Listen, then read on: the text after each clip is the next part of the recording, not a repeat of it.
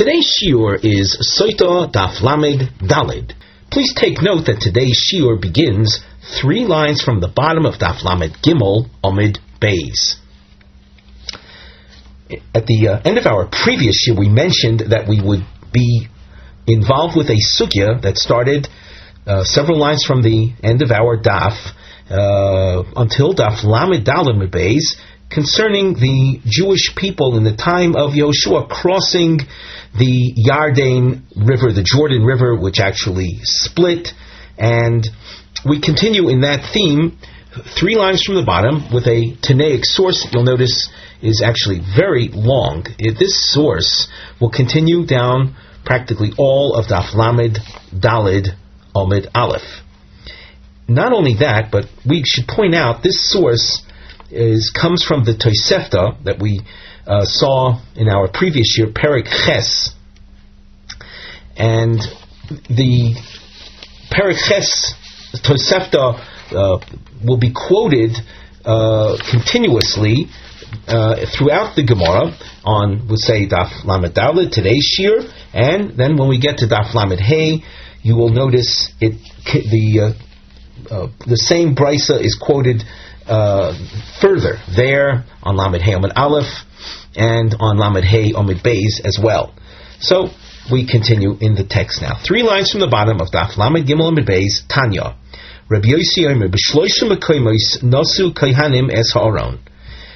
In 3 places, on 3 occasions, instead of the regular people charged with the carrying of the Aron, which contained the 10 commandments, generally it was carried by the Levium from the Kahos branch of Shevet Levi. On 3 occasions, the Kohanim took over. Technically speaking, the Kohanim were also from Kahos, but they're a more specific, subdivision of the tribe. What are the 3 occasions? Kisha'avru es Yarden, when they crossed the Yarden with Yehoshua. At that point, the Kohanim carried the Aron. And Kishesevu es Yericho, when they surrounded Yericho also at the time of Yehoshua. And Kishechziru lemekoymoi.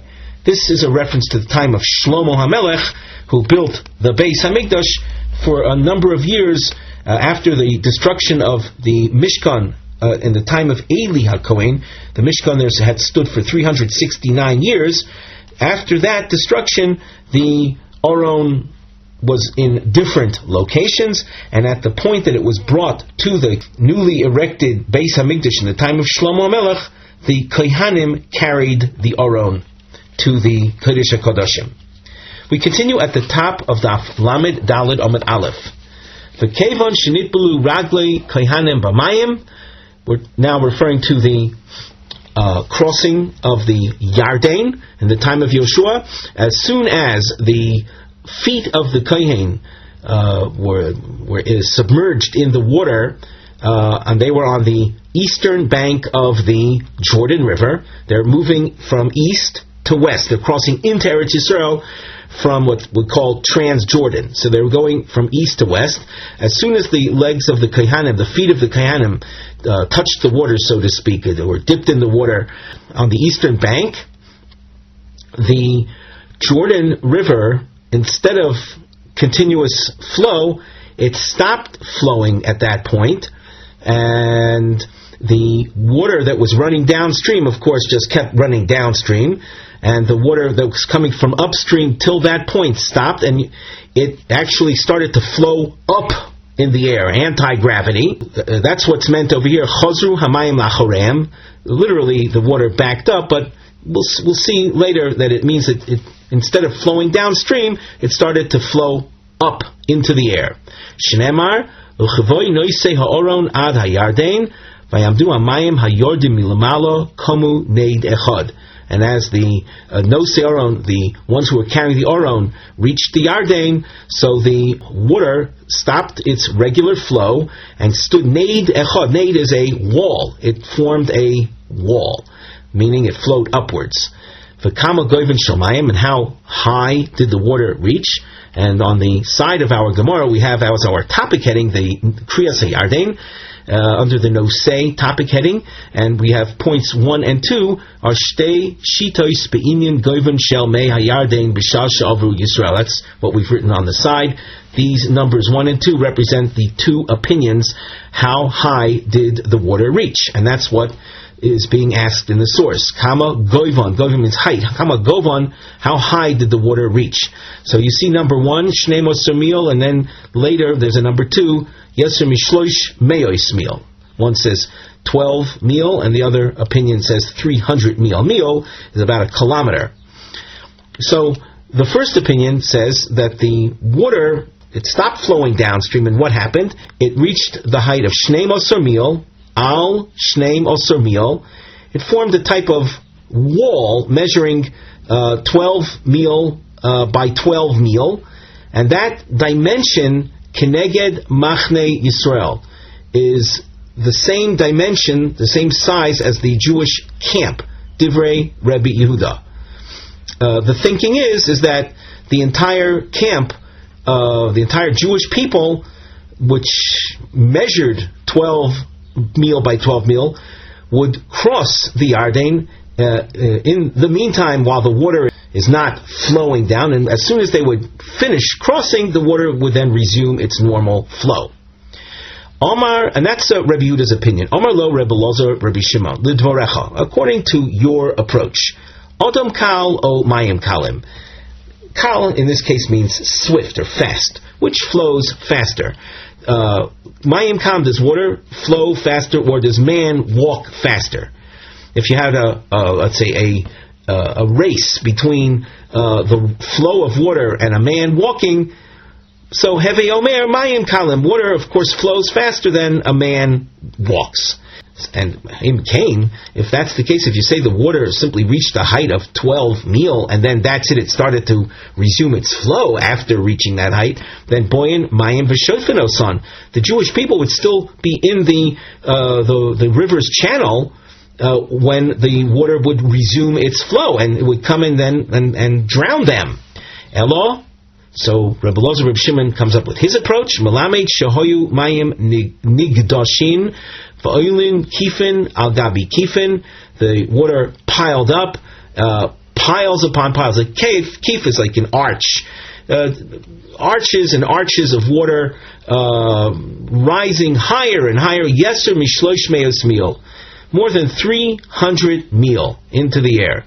Ad shiro oisan kol malchei mizrach umaravet, reaching a height like that, so nations all the nations to the east and to the west saw it.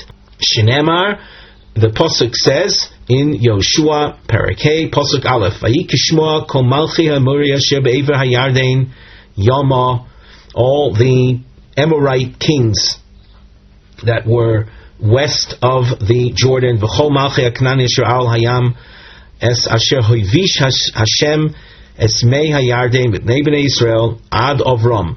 The Canaanite kings also heard about the Almighty. Hovish is from what Yavesh, dried out the waters of the Jordan because of the Jewish people, and the water remained, the riverbed remained dry ad Avram, until the Jewish people crossed. Vayimas levavam v'lo yabem oid ruach b'nei bnei Yisrael, and they suffered feelings of despair. They had no more spirit to war against the Jewish people. So the pasuk indicates that nations far away from that actual site were able to see the water, indicating that it reached much, much more than 12 mil in height. V'af Rochav hazoyna amro l'shluchei Yoshua. Rochav was the woman who hid the two spies that Yoshua had sent to scout out the land before they crossed. So her name is Rochav Hazona. Zona is an expression that the Meforshim have different takes on it. The standard use of the word Zona has to do with harlotry. Another approach is she was an innkeeper, and the word Zona from the word Mizona, she fed her guests.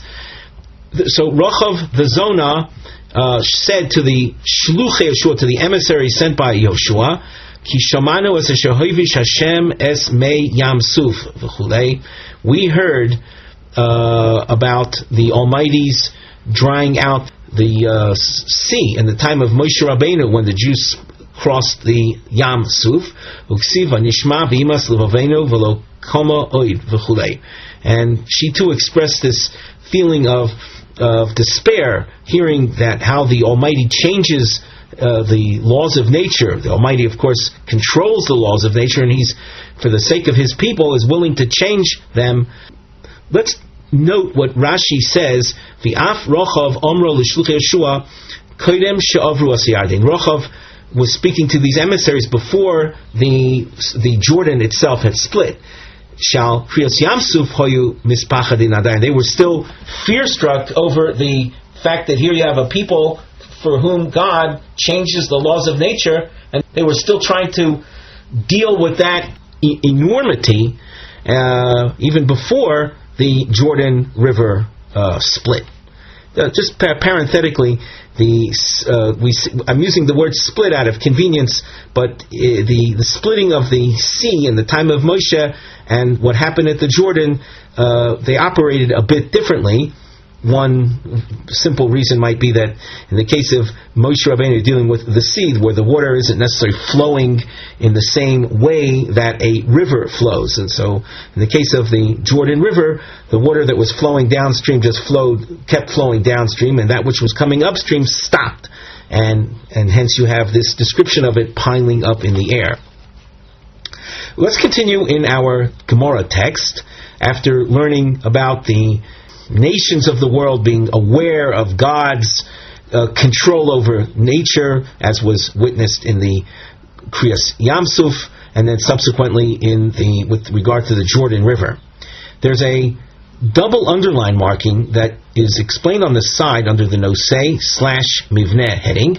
Oidam b'Yarden Omer Lehem Yeshua. That's the phrase that you see highlighted while the Jewish people were still in the Yarden, in the water, in the channel of the river, which at this point would have become dry. Tzivuyim shel Yeshua la'am Yisrael b'shal she'avru es Yarden. These are different commands that Yeshua issues when they are still in the river channel. The Gemara. Oidam b'Yarden Omer Lehem Yeshua. While they were still in the Yarden, in the Jordan River, he said to the people, "Du'u alma atem oivrim es hayarden." You should let it be known, be aware of why we are crossing the Jordan. Almanas shetorishu es yoshvei haaretz mipnechem. In order for us to take over the land, to inherit the land from those that are its current dwellers.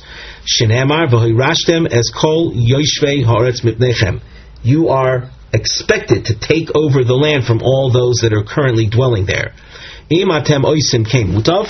If you do thusly, if you vanquish the inhabitants and take over the land, then that's good. The imlav, if you're going to be some kind of peace lover, it's good to love peace, by the way, but not in this context. In this context, with regard to the conquering of the land of Israel, there are specific divine instructions to eliminate the local population.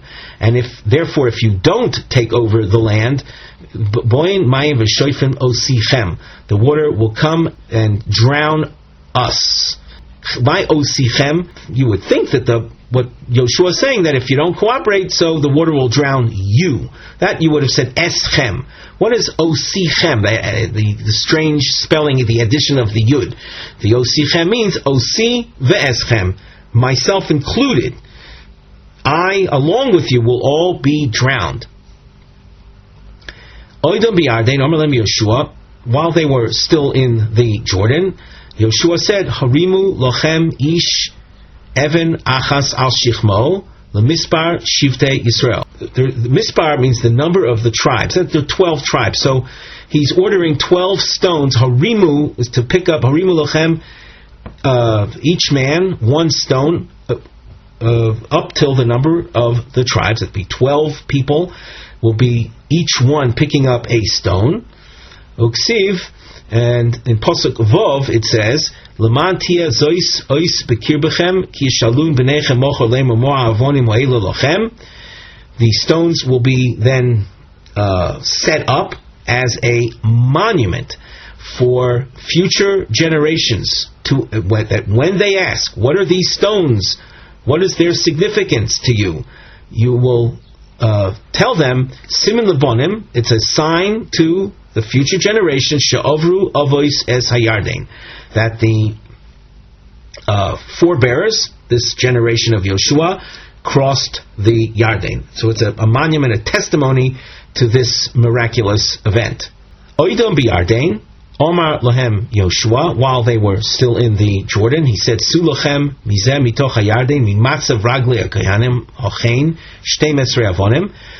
Here in Pasuk Gimel, there's a reference made to another set of 12 stones. These are different stones that Yoshua ordered to be picked up from the river, from where the Kohanim were standing. We said 12 stones. You will carry them with you. And they will be taken to the place that they will encamp that night. These stones, as we indicated, are different than the stones mentioned before. The stones mentioned before are stones that were to be erected there in the river as a monument to their crossing. These stones are those that will be carried to Har Grizim and Har Eval, and that very same night would then be brought to Gilgal, and we'll see more about what their purpose was. The instruction involved take them to the Malon Asher Talinu Bo Halayla. Yochel B'chol Malonu Malon. Does it mean that they are to carry the stones with them wherever they encamp? Talmud Lomar Asher Talinu Bo Halayla. No, that one night they're going to carry the stones and then put them down in the encampment of that night. Before we go further, let's note Rashi, and what we're saying now will have, let's say, significance for Gemaras we will see later on. There's Rashi, Harimu Lochem. Rashi that I'm looking at is about halfway down the page. Harimu Lochem. Haim, and that's a reference to the stones mentioned in Pasuk Hey. Haim Hoavonim Shekimu Tachas Matzav Ragli Akolim Zichroin Lios Simin Lebonim Shavru Avos Esayarden. These are the stones that in Pasuk Tes you see them setting up the monument as a testimony for future generations that this generation crossed the Yarden. Next Rashi, Su'u Mizeh Mitoch HaYarden Mimatzav V'chulei. The pasuk that was quoted in the Gemara text at this point was pasuk Gimel, as opposed to the pasuk of Harimu Lechem, which was pasuk Hey. Here we have pasuk Gimel with a reference made to stones. Haim Shekimu Bahar Eval Ubonu Hamizbeach V'Kiplum V'Kovum Begilgal. These are the stones that they carried with them to Har Eval. We spoke about Har Grizim and Har Eval in our previous shiurim, and they set up an altar there with these stones, and then they folded them up, so to speak, and they carried them to Gilgal, which was their initial place of encampment. Now let's continue in the Gemara regarding these stones. The Gemara spends a little time on their size. Omar Rabbi Yossi, Abba Chalafta, Rabbi Lezer ben Masya, v'Chananya ben Chachinoi. Rabbi Yossi was a later Tana, speaks about an earlier generation, could be his own father's generation. Abba Chalafta is a reference to Rabbi Yossi's own father, quite possibly, and two others, Rabbi Lezer ben Masya and Chananya ben Chachinoi, Omdu al Oisam Avonim. They stood by those stones. They were still aware of the stones. V'shi'arum, and they calculated kol achas v'achas shkula karboim sa. They calculated that each stone weighed 40 sa. However, that translates into whatever it translates into metric terms, that is a separate story, but it's a measure, 40 sa. Ugemiri, and we have a tradition to te'una de magli inish lekasfei tilsa de te'une have. The tradition is that the weight that a person can carry when he picks up something by himself onto his shoulder is 1/3 the amount that a person can pick up when being assisted by someone else. So the calculation here is certainly not 1 + 1 = 2, but rather once again the amount that when you pick something up by yourself and put it on your shoulder, you should know that you with the assistance of someone else, you could pick up something off the ground 3 times that weight. Now that information has bearing on what you see in the continuation of this source. We have a brackets that we've put into our Mark Gemaras. The brackets here are not for skipping purposes, but we have a note on the side. So Gram Elu Einon L'Shem Dilug Elo Hosafnu Oisam Al Pi Rashi L'Kamon Daf Lamed Hey Amud Aleph Dimasa V'Kivon She'olo Ayin Sham. Rashi later on Daf Lamed Hey Amud Aleph, where this Tanaic source picks up from the point that we just learned concerning the weight of the stones, and at that point in the Gemara on Daf Lamed Hey Amud Aleph, the source will continue with the crossing of the Yarden. However, there's an interruption in the logical flow, and that's what we have over here. Mikan, let's continue reading in the Gemara. Mikan ato mechashev la'eshkoil. From this, you can then calculate the size and weight of the cluster of grapes that the spies sent by Moshe Rabbeinu had taken back with them from their scouting of the land, back to Moshe Rabbeinu to show what the land is capable of producing. So how big was the eshkol? So the pasuk says, Shenemar, regarding that cluster, it says, Vayisauhu b'mot Bishnayim. Mot is a pole. So the pasuk says, and they carried it on using a pole with 2. Now, if you're dealing with something carried on a moat, let's just make the assumption is a very long pole. It's not something that a person ever carries by himself. It's something that you need to have 2 people carrying. So, ma tamud lomar b'shnayim. So, wouldn't it have been enough for the pasuk to say vayasauhu b'mot? If the point is that something was carried on with 2 people were carrying it, just say vayasu b'mot. The mot by definition requires 2 people. Why does the pasuk add the word b'shnayim? The answer to that is b'shnei motos. The cluster of grapes was supported on 2 poles. The Bishnayim is not a reference to the number of people. It's a reference to the number of poles. Omer Reb Yitzchak, Turtani v'Turtani the Turtani. And it wasn't just 2 poles and that's it. The Rashi explains the term Turtani, Masui u'Masui tachas Masui. And we'll explain that as we go on in the Gemara. A Masui is a burden. It's something that's being carried. So Reb Yitzchak says it was a burden within a burden. Ha Ketzad. How are we to explain this? Shmoina Nosu Eshkol. There were 8 people involved in the carrying of the Eshkol. There happens to be a different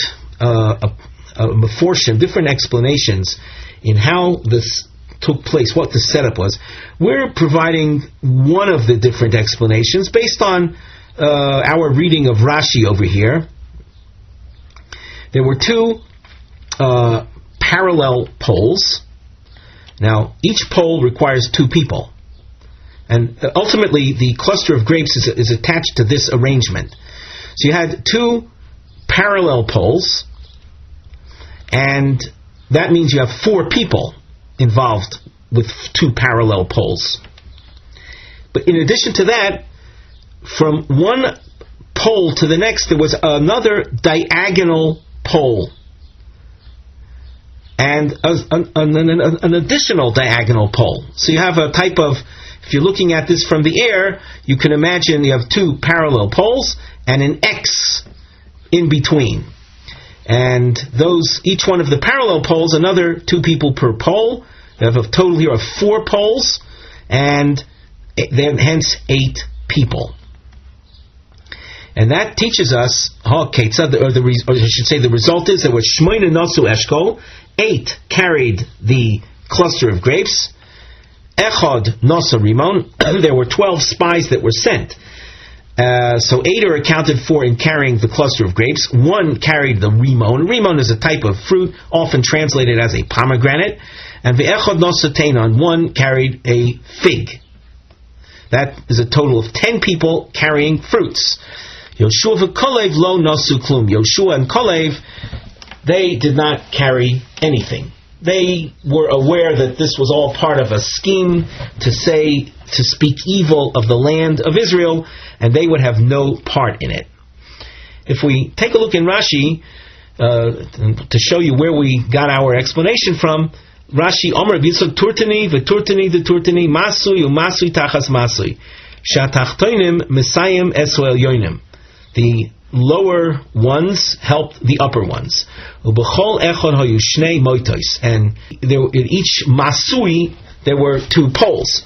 So ketzad, how is this to be? What's the configuration? Shnei moitos hochem zeh etzel zeh. 2 poles walking one next to the other. That's, as we explained before, 2 parallel poles. Varbo noisimoisam. For 2 poles, you'd have 4 people, at 1 person at the end of each pole.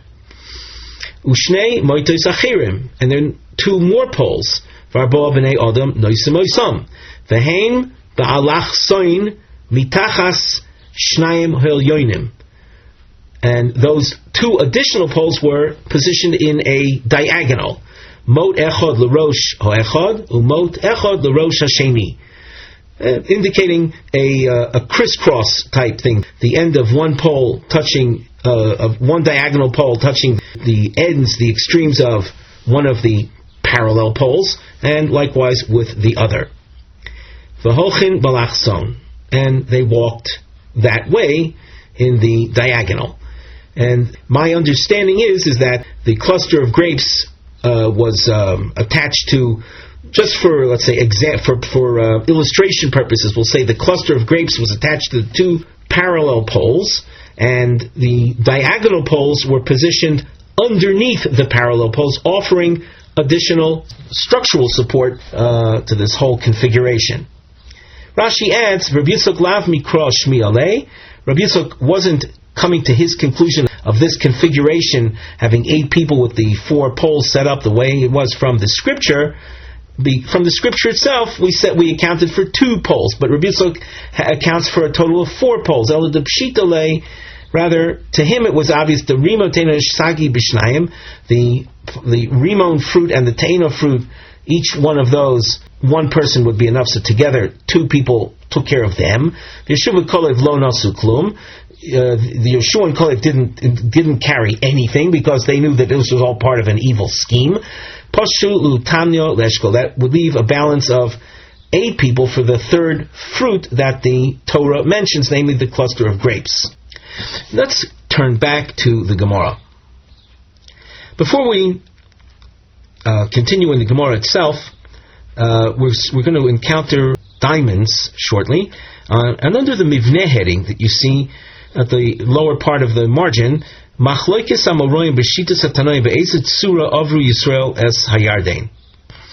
We'll see a Machlokes Tanoim, Machlokes Amoroyim, and Amoreic Machlokes within the Machlokes Tanoim concerning the form the Jewish people took in crossing the Yarden. There was one last phrase of the Gemara that's still related to the Tanaic source that we read, regarding Yoshua and Kalev. Why did they not carry anything? So, number 1, Iboy Seimo Mishum de Chashivi. One is they were high stature. The Choshev means they were important. They were more important, let's say, greater stature than the rest of the spies. And it's beneath their dignity to carry things. Iboy Seimo Shelo Hoyu Ba'osa Eitza. The other approach is, like we suggested earlier, that Yoshua and Kalev didn't want to participate in their Eitza, in their scheme. The scheme of the other 10 emissaries. Continuing in the Gemara, Pligi Bo Rabbi Ami Rabbi Yitzchak Nafcha. These are 2 Amoraim. Chadamar, one said, L'divrei Rabbi Yehuda, according to Rabbi Yehuda, that the water reached the height of 12 mil. We continue on the top of Omid Beis. Kichanayosan Avru. They crossed the Jordan in their entire camp form, not in single file, but rather as they had traveled in the Midbar, and the Torah describes and specifies how they traveled in the Midbar, but it was an encampment of people measuring, as we said before, 12 by 12 meal, and they crossed, let's say, in form across the river. And L'divrei Reb Elazar ben Shimon, according to him, who said the water reached a height of 300 meal, Bozeh achar zeh avru, they crossed in single file. So that's one Amoraic approach to the Machlokes Tanoim. V'chad Omar, here you see our second diamond, Bein mor ubein mor kechanosen avru.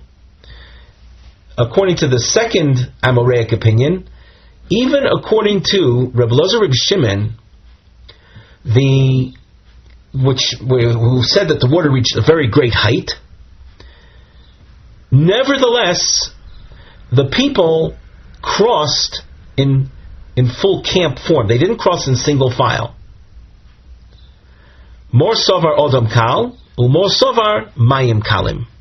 The second diamond, which says that both Tanoim held that they crossed in camp form. So you might ask, well, if they crossed in camp form, what was the need for the water to reach such a great height? So that's because he holds, in other words, Reb Elazar ben Shimon holds that mayim kalim, the water is very, very fast, so that even though the people constitute, relatively speaking, a small dimension, only 12 meal, since the water flow is so swift, once it reaches the height of, it would have to reach a height of 300 meal in order for the slow-moving people to get across, measuring only 12 meal of let's say, people distance. The other opinion, who says that all that was needed was for the water to reach 12 meal, holds that man walks swiftly enough like water, so that they could all get across, since they're moving in camp form, and the water, by reaching a height of 12 meal, will be enough time for them, for the people who are, relatively speaking, swift moving, to get across. At this point, the Gemara starts a sugya that we've termed meraglim. We have a general topic heading, and it involves the spies, and hence, since we're calling a general topic heading, you realize this is a heading that covers many other subtopics, and this discussion takes us till Daf Lamed Hey Amud Aleph, the spies. The pasuk says in Sefer Bamidbar, at the beginning of Parshas Shlach, it says Shlach L'cho Anashim. The Parsha of Shlach opens with the sending of the 12 spies in the time of Moshe Rabbeinu, by Moshe Rabbeinu, to scout out the land. And this pasuk is a pasuk said by the Almighty. Shlach L'cho Anashim. Amar Reish Lakish, Shlach L'cho Midaitcha. Send them, but it's send them on your own volition. Midaitcha, Rashi adds, I'm not commanding you to send them. It's the Jewish people that are insisting on their being sent, but I'm not commanding that. But on the other hand, I'm not going to stop you either, says the Almighty to Moshe Rabbeinu. And the Gemara explains, as far as why is it not a divine command? Why can't we understand this as God commanding thusly? So the Gemara explains it couldn't be that way. And we look in Rashi, Klum yesh adam. We don't have the word klum in our Gemara, but Rashi has that girsa. Klomar im hakodesh baruch hu tziva, if the Almighty would have been the one to command, klum hoya oimer lo lasas dover shesofo lavo lidei takola, would the Almighty have issued a command to do something whose result would be takola, a very big stumbling block, a very big, let's say, dismal failure with disastrous results, which is the case, which in fact is the case with regard to these meraglim, the spies that were sent. So, since we know the outcome, you can rest assured that a person, that the Almighty wasn't the one that made this as a direct command. The pasuk goes on, V'hainu, the Gemara that is goes on and says, V'hainu dichtiv vayitav be'einai hadavar. Moshe Rabbeinu says it was that this matter of sending the spies appeared good in my eyes. V'yomer reish lakish be'einai v'lo be'einav shel malkum. In my eyes is a limitation, my eyes, and not in the eyes of the Almighty. The pasuk says in Devarim, Parak Aleph Pasuk of Beis, where Moshe Rabbeinu is telling over, he's reviewing his history with the Jewish people, and he tells them regarding this incident of the spies, V'yachperu lanu es haaretz. The term V'yachperu es haaretz, loosely translated, means they would be sent out to scout out the land. But the word V'yachperu is an unusual word. We'll say, Amar Rabbi Chia bar Abba, meraglim lo niskavnu ela leboishosa shel Eretz Yisrael. The spies' intent was to insult the land of Israel. In other words, at the very beginning, that was their scheme. The Rashi, he has maybe a slightly different take on it. We translated the Gemara as it is. Rashi, levoishosa shel Eretz Yisrael, Rashi says, Oison sheshoalu tchila shiluach hameraglim.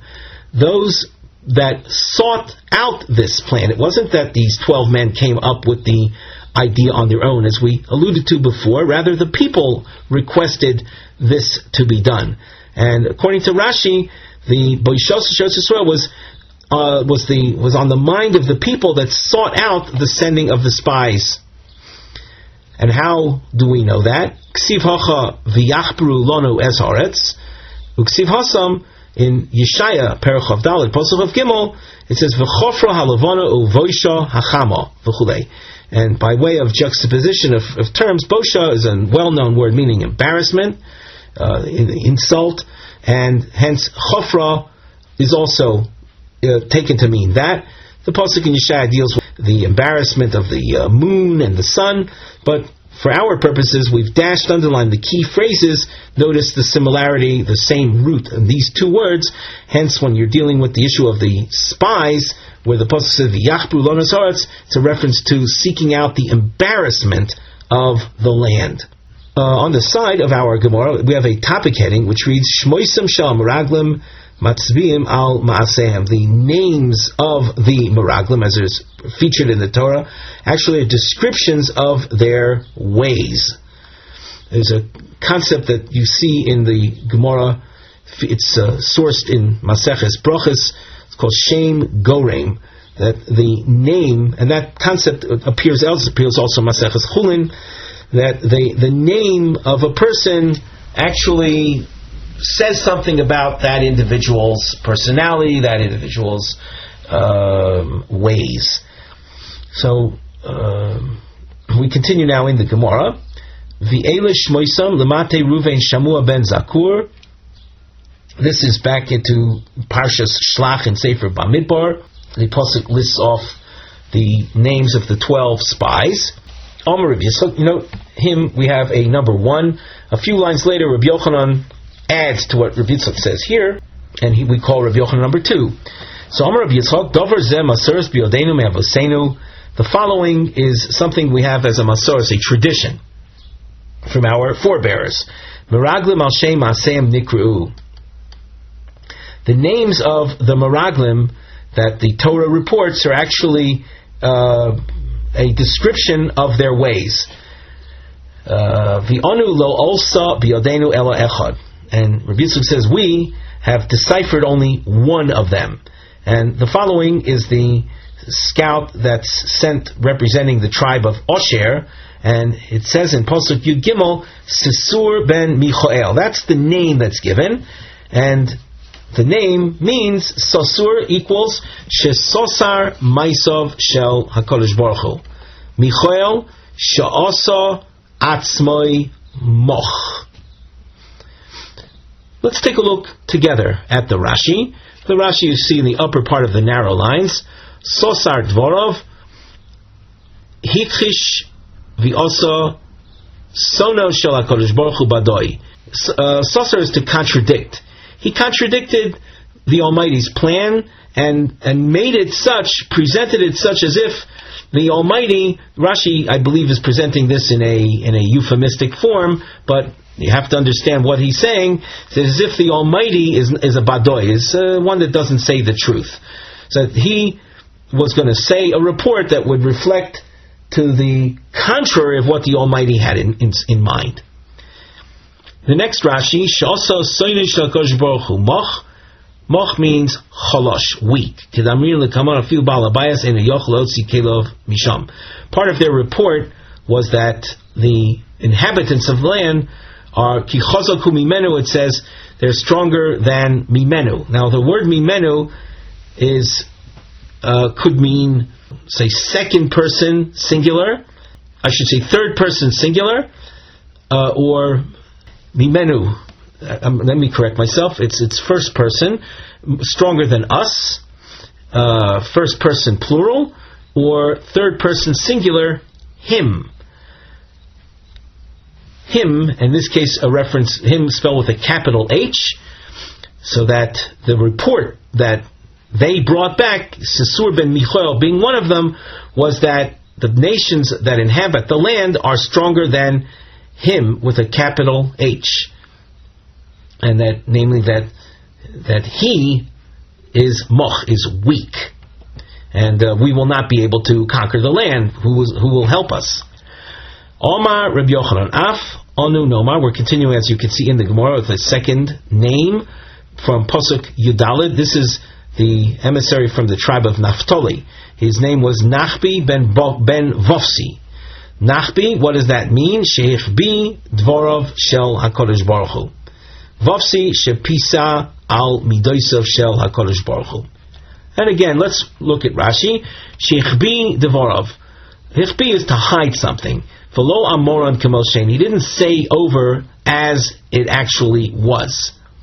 Shepisa, delayed, skipped over. Shelo amoran kasher haim. Same idea reflected in his name and the father's name.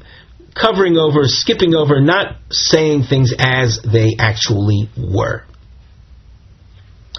On the side, we have a topic heading, the Nosei, Kolev, Hispala b'moras ha'machpelah linotzel mi'atzas ha'meraglim. Kolev went out of his way, literally, and reached the cave of Machpelah. That's the cave in which the Ovos were buried, Moras HaMachpelah, where the Avram, Yitzchak, and Yaakov and their wives were buried. He prayed there, hoping to receive divine assistance in the merit of our forefathers and the matriarchs and patriarchs that are buried there. In their merit, he should be able to exercise enough, say, self-restraint, self-control, and not yield to the pressure of the other spies and their insidious plan. The Gemara. Vayalu ba'negev, vayavo ad Chevron. This pasuk, if you note the way we've marked things, the word vayalu is a verb form. We've highlighted the vav at the end of the word. That's in the plural form. And they, vayalu ba'negev, they arose from the south. And vayavo is in the singular. So in the same pasuk you have two verbs, one in the plural and the second one in the singular. Vayavo'u miboyalef. The pasuk is beginning in the plural form. That vayalu, they arose. Vayavo'u, it should have been in the plural form, they arrived at Hebron, but it doesn't say that. Omar Rava Melamed. This change in grammatical form teaches us shepiresh kolev me'atzas meraglim. Kolev separated himself from their scheme. V'halach v'nishtatech al kivrei avosav. He went and prostrated himself on our forebearers' grave. Omar lohen. Kolev said to the Ovos, Avoisai, Bakshu alai rachamim she'enotzel me'atzas meraglim.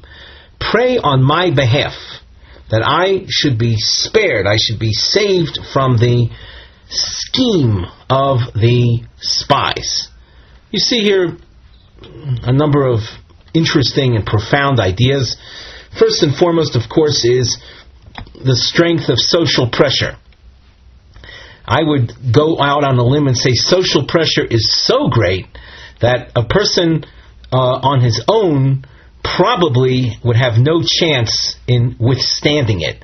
One needs divine intervention in order to resist the social pressure. In other words, a person can be well aware of what's right and what is wrong, and nevertheless, in the context of social pressure, who are pursuing an evil, a negative path, one will end up falling to that pressure unless he has some supernatural intervention, and in order to arouse that, prayer is needed. And notice the concept or the practice of going to graves and praying there. Of course, here is a primary source for that, but no one should ever make the hideous error of thinking that one is praying to the dead. What you see here is a request of the spirits of those that are no longer with us to assist in prayer, to pray on one's behalf. But the ultimate address of prayers is the one and only address, namely the Almighty. And one should never make the mistake to think anything else. So that's as far as Kolev is concerned. Yehoshua, we don't see him going to pray. Kvar bikesh Moshe olav rachamim. Moshe Rabbeinu already prayed for the benefit of Yehoshua. Shenemar vayikra Moshe leHoshea ben Nun Yehoshua. Yehoshua's official name, his real name or his birth name, was Hoshea. We see in the pasuk that Moshe Rabbeinu refers to him as Yehoshua, adding a yud to his name. The yud is a letter that's associated with the Almighty. Ka Yoshiacha me'atzas meraglim. Ka is the name of the Almighty, one of his many different names. Let him save you, protect you, save you from the evil counsel of the spies. V'hainu dichtiv v'avdi kolev ekev hoisa ruach acheres imo v'chulei. We take a look at Rashi. The Rashi that we're looking at is in the upper third of the page. V'hainu dichtiv avdi kolev v'havioisiv el haaretz asher ba shama v'hi Chevron k'dichtiv v'yitein es Chevron lekolev ma'amina kolev hu de'azil leChevron. From this pasuk, you can see that Kolev is the one that went to Chevron. We now turn back to the Gemara. The pasuk in Bamidbar, Perek Yud Gimel pasuk Chav Beis, we have included it on the side of the Gemara, and let's read it together. Vayalu banegev, vayavoi ad Chevron. We already darshan that. The people, the spies, entered the land from the south, and we said Kolev reached Chevron. V'sham, there in Chevron, Sham Achiman Sheishai v'Tamai Yelidei Ho'anok v'Chevron Sheva Shonim Nivnesa Lifnei Tzoan Mitzrayim. In Chevron there were the children of the giant. Their names were Achiman, Sheishai, and Tamai. And the pasuk says that Chevron was 7 years built before Tzoan Mitzrayim. That's a literal translation. The Gemara is going to question that as the real meaning of the pasuk. So now we continue in the Gemara text. In pasuk Chav Beis, it says, "V'sham achiman sheishai v'tamai v'chulei." There are two approaches to the names. The first approach is we'll say darshaning the names, explaining about these giants. These giants were children of a giant. They had names that describe them. And then the second approach is a dovar acher. You can see a few lines later, which is not a description of them, but rather what they built. So the first approach, and it says, Achiman miyuman she ve'echov. He was the miyuman. Miyuman is a word meaning the choicest, the best, the strongest of his brothers. Sheshai, and that you can see, by the way, in the word Achiman, you see the word Ach, or reference to brothers, and the Yud Mem Nun ending having to do with Yamin or Miyuman, the choicest one. Sheshai, that name, Shemesim es ha'oretz kishchisos, kishchosos. He was so big, so large, that as he walked along, he would it would appear as craters in the ground. The Rashi says, Sha'oisa es ha'oretz kishchisos. Rashi has a yud in the word, hence the pronunciation of shchisos. Shemokim raglov ma'amik boretz mirov kovdo. His foot would actually sink into the ground, creating a depression in the ground because of his immense weight. V'nikr sham keguma ukeshachas. And after he passed that place, as he would walk along, there would remain a type of depression, a crater in the ground. The Rashi adds that the loshon sheshai lo pura shlonu mai domi lishchisus v'nira loshon amudei shesh shem kevedim umokum amodam nikar. The word itself, sheshai, Rashi says, I don't see a connection between that and the word shchosos or shachas. So he suggests that sheshai is a word reflecting marble pillars. And marble pillars have great weight, and if you were to remove a marble pillar from where it was standing, it would leave a depression in the ground. Hence, the description of the Gemara, kishchosos. Continuing, in the Gemara, Talmai, Shemesim es ha'oretz tlomim tlomim. Here, it's in the name. He would, after walking, he would leave what would appear as furrows in the ground. Tlomim, a telem machresha, is a furrow after a plows an area, so the plow blade digs down into the ground and kicking up earth on either side of a ditch that's made. So too, as he would walk along, that's what would happen to the ground underfoot. Dover Acher, another approach, Achiman bona anas, Sheshai bona alash, Tamai bona talbush. These are three different places that each one of these individuals built up. Yelidei ho'anok. This too is from the pasuk Shemanikim chamo bekoimosam. Rashi explains Shoyumanikim as a chamo bekoimosam mirov goiva koimosam. Because of their incredible height, you, a person of average, of normal height, would look up into the sky, looking to where this giant's head was, and it would appear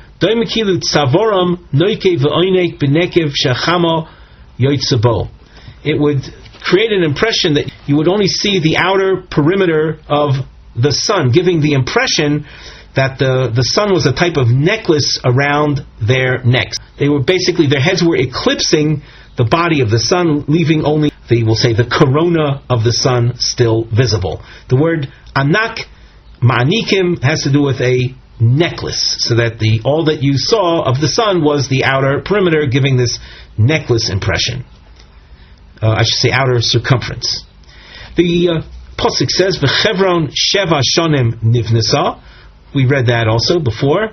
My nivnesa. What does it mean that Hebron was something 7 years built up?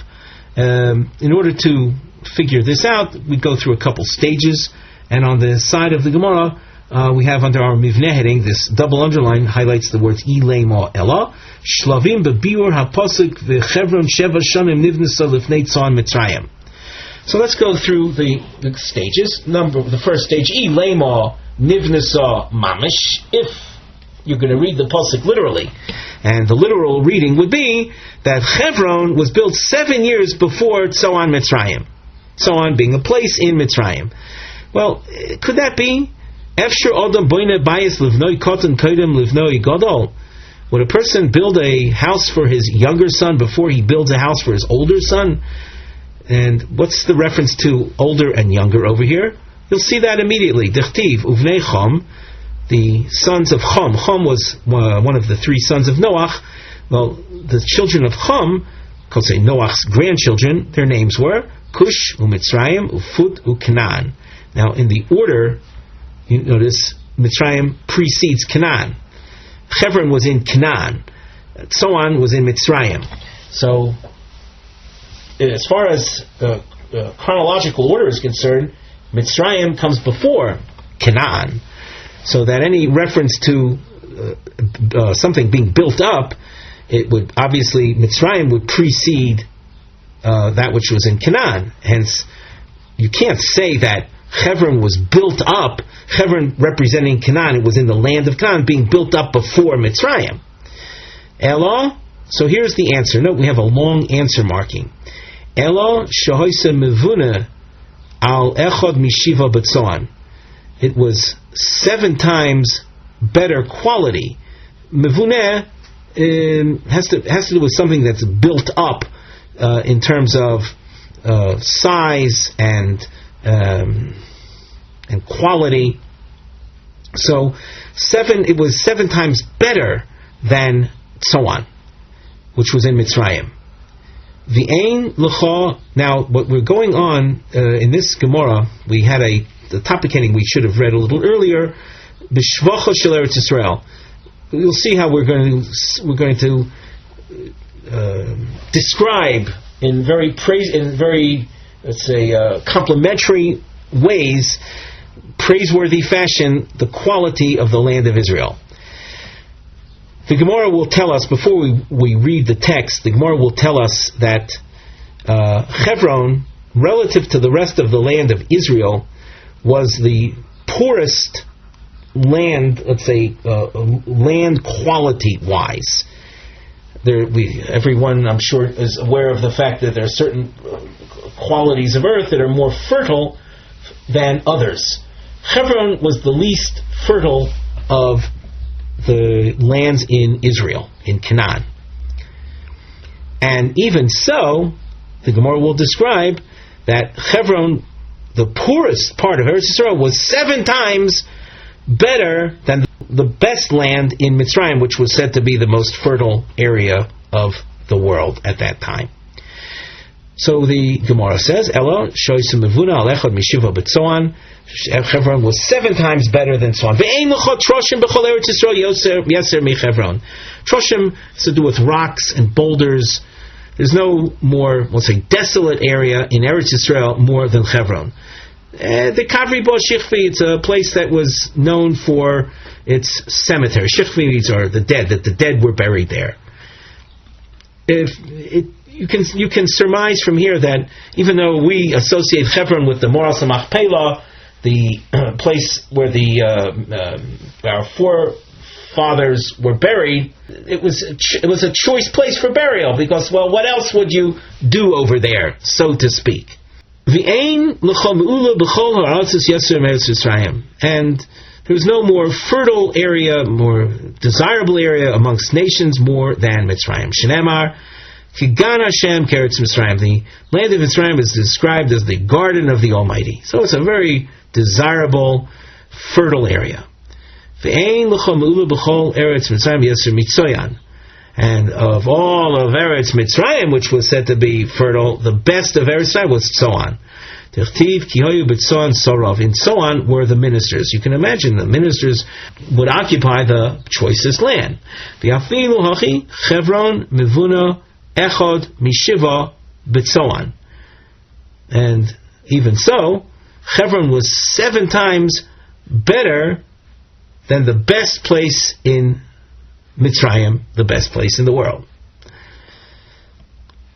The Gemara asks, the Hebron Troshim Havu, and I hope it's clear before we go further, I should say, that what was the purpose of this last discussion? The purpose was to explain the pasuk that said, Hebron Sheva Shanim Nivnesa, where it said it was Nivnesa Lifnei Tzon Mitzrayim. It was built up quality-wise, going way ahead of Tzoan of Mitzrayim, but not chronologically. Here the Gemara asks, is all of this really so? The Hebron Troshim Have? Was it really a rocky, coarse terrain? V'hoksiv. It says, the pasuk here it makes reference to the son of David HaMelech, Avshalom, who went to Hebron to bring forth sheep that grazed there. And from the question, we're going to see that Hebron was actually a very desirable area for sheep grazing. And that would seem to indicate that it's not simply some type of rocky lunar type surface. The question in the Gemara: the Hebron Troshim Have, where Hebron was rocky.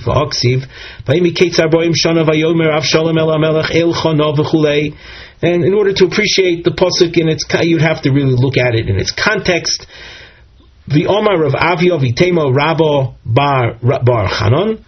The pasuk that we just read mentioned that Avshalom said to David, King David, I'm going to go. And Rav Avia says, Shaholach Lahavi Kvosim Hebron. He went to bring sheep from Hebron. Vitanya Elim Mimoav, rams one would bring from Moav. If one is seeking animals for sacrificial purposes, the best quality rams are found in Moav. And Kvosim Hebron, we've underlined that. That's the main point. Kvosim Hebron. So Hebron was a place that people would raise sheep. Sheep need grazing lands. How can you describe it as Troshim? The Gemara answers, Mina, from the very point that Kvosim were brought from Hebron, Aidi de Klisha Ara Avda Raya, since it's a weak land, it's not fertile, it's not land that produces vegetation, but rather, we'll say wild grasses and thorns, that type of thing grows there. And that is actually the desirable land for grazing. That's Vishomein Kinyona.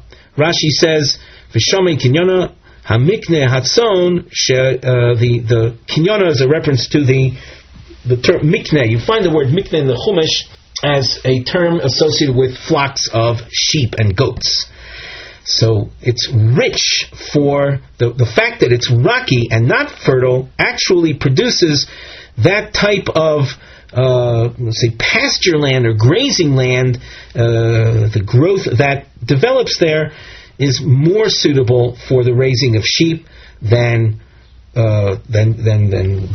ground that would be more fertile. With that, we conclude our shiur for today.